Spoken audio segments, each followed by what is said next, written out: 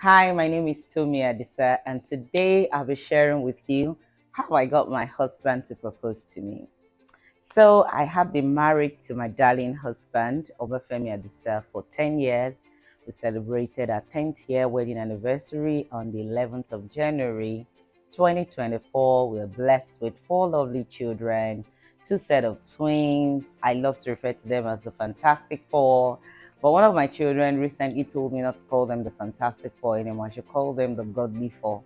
So, name updates. The Godly Four. So, how did I get my husband to propose to me? Where do I start from? Let me start from how we met. Or do I start from. So, let's just start the gist itself. So, I was working at Dove Television at the time. And, around this time, I had been trusting God for a life partner. Now, I'm not one of the ladies who would say that, I was not looking for a man. I was just busy with the Lord's work. I was not thinking about marriage. Scratch that. I was thinking about marriage 24/7. Like, hey, I wanted to get married at age 22. That was my dream and my desire. But I got married at 28. So I was looking forward to marriage. If I meet a guy, I'm checking him out already, I'm evaluating him. Is he a believer? Is this the kind of person I can be with? Like, I never asked the guy out. I'll never push myself on a guy, but I was on the lookout for the man that God had for me. And this was because, apart from the fact that I love marriage, I love love. I've always wanted to be married, have children. I just love a home. Apart from that, I put myself under a lot of pressure. That's because at that time, now, yes, singles still undergo a lot of pressure, but at that time it was worse. It was worse because marriage was much more of a big deal than it is now.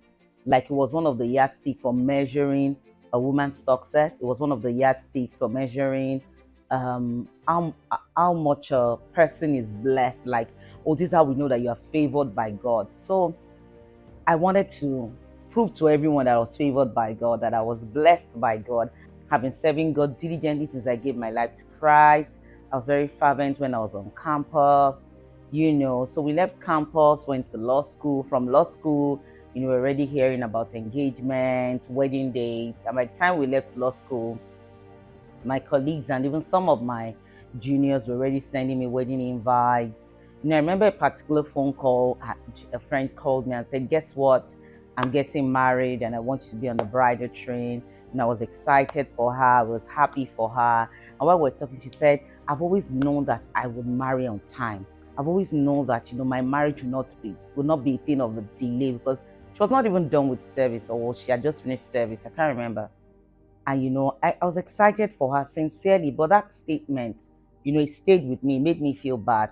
I felt like, you see, these are people that we prayed together, we were on campus together, we served God together. And God, why are you doing this to me? I'm not yet married. So I was in that zone. But God got me out of that pressure before He even settled me maritally, before I met my husband. But that's a gist I want to talk about on another day. So I was now in a place where I was calm, where I'd put my trust in God. I was no longer bothered about marriage, but I was expectant. I was bothered before. There's a difference. There's nothing wrong with being expectant, desiring something, but everything is wrong with being desperate and bothered about it. There's nothing else that makes you happy. You're worried. You're counting the days, the weeks, the months, and the years. I was in this camp place. I was anchoring a show at Dove Television at that time.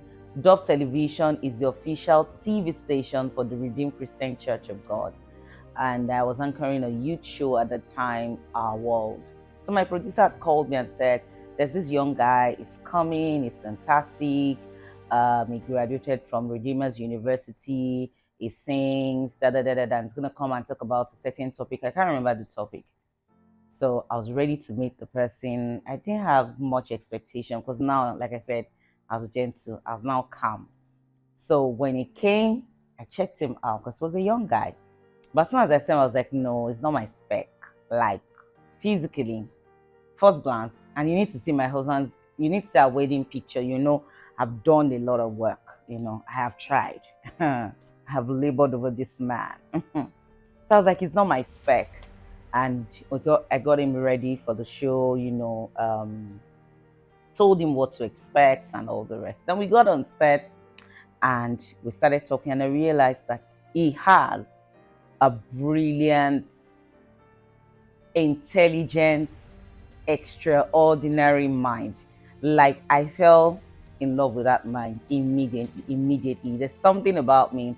I love intelligent conversations. I like to sit in rooms where intelligent conversations are going on. So I mean, it was just talking. I was vibing with him a lot. It was not like all the other guests that I interviewed.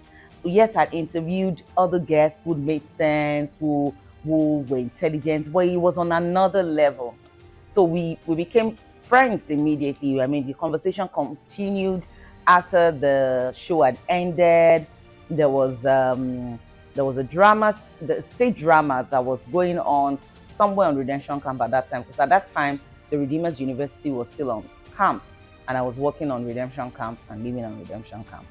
So we started to stroll there, and then we got talking. We exchanged numbers, and I was trying to, so we exchanged numbers and kept in touch. I was trying to learn how to drive at that time. There were no driving schools on camp at that time.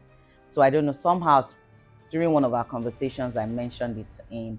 And I said, you know what, I want to learn how to drive. And he had one car at that time. That car showed me shaking. If you see me chilling inside our cars now, please don't envy me, because I have pushed cars.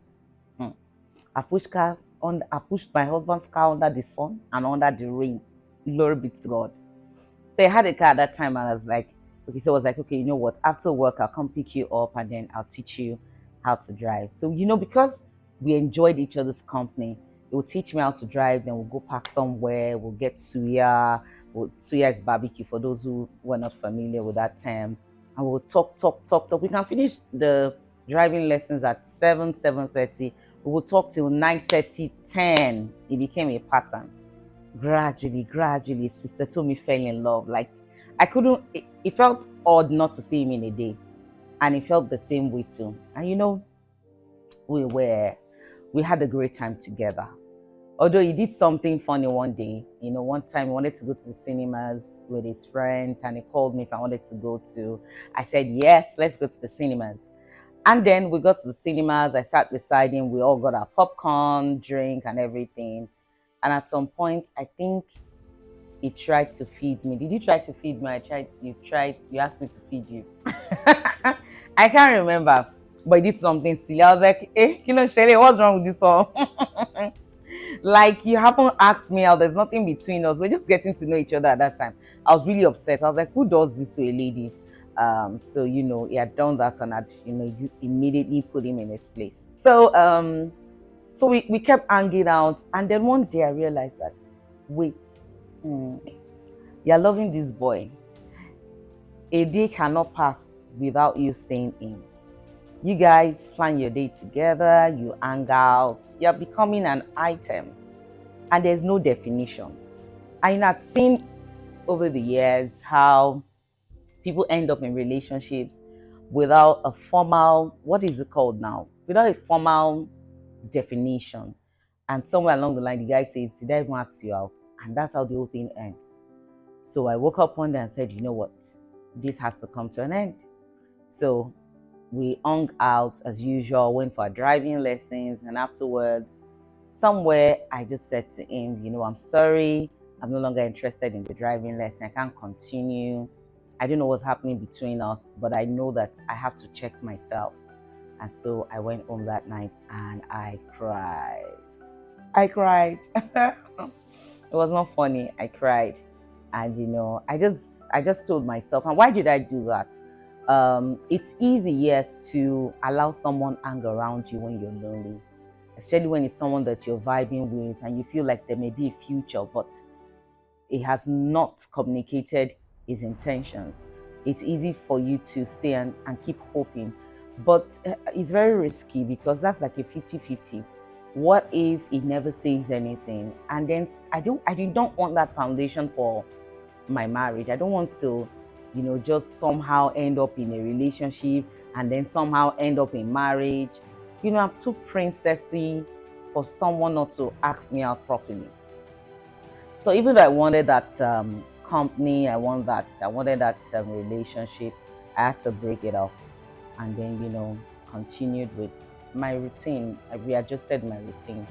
But a few days after, my husband, he was not normal again. He couldn't cope. Like the light in his life had gone out. The angel in his life was no longer there. So he came and he said that, I actually beat him to it, that he was going to talk to me about it. He was just waiting for the right time.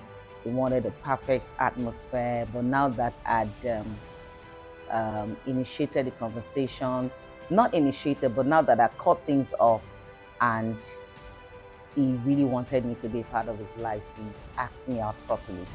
Of course, I said yes. So that's how I got my husband to propose to me. And what's the lesson from this? I see this every day.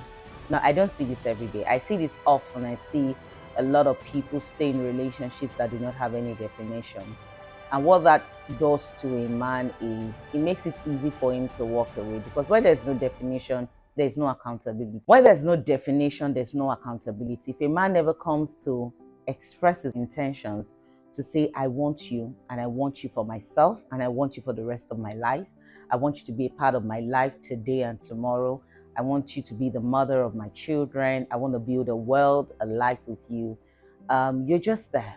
He can wake up one day and decide to just disappear. He can wake up one day and decide to marry another woman, because he never at any point said, you are the woman. And that's something that we need to readdress. You hear people say that if you ask them, are you in a relationship? Oh no, we're in a situationship. Friends with benefits. I mean, these kind of things are very, very dangerous and very ungodly. Where there is definition, always remember that there is accountability. You have peace of mind. Does not mean that the man cannot change his mind, but it means that even if he decides to change his mind, you can hold him accountable. And the moment he defines the relationship, you can expose that relationship to all the people that matter in your life, to the people that you're accountable to, and to the people that he is also accountable to. So I hope that this has blessed you. I know that this has blessed you. If it has, kindly like this video, share, and subscribe. God bless you.